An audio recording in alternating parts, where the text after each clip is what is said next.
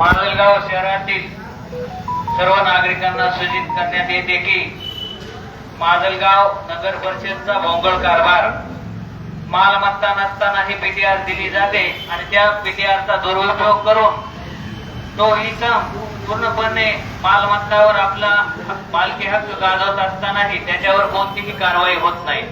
त्यासाठी आज आम्ही या नगरपालिकेसमोर जनजागृती आंदोलनाला सुरुवात केलेली आहे। तरीही माजलगावातील सुजाण नागरिकांनी या आंदोलनाकडे लक्ष द्यायचंय, कारण की आज जरी एखाद्याचा प्लॉट वर मालमत्ता गाजवत असेल तर उद्या तुमचा सुद्धा प्लॉट जाऊ शकतो आणि माजलगावातील तुमची सुद्धा नुकसान होऊ शकते।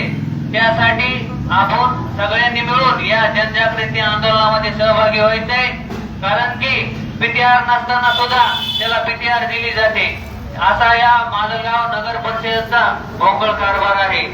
येणाऱ्या काळामध्ये आपल्याला जागृत राहून या पूर्ण नगरपालिकेच्या विरोधामध्ये मोठं आंदोलन करण्याची वेळ या नगरपालिकेने येऊ द्यायला नाही पाहिजे, परंतु त्या इसमावर कोणतीही कारवाई होत नाही।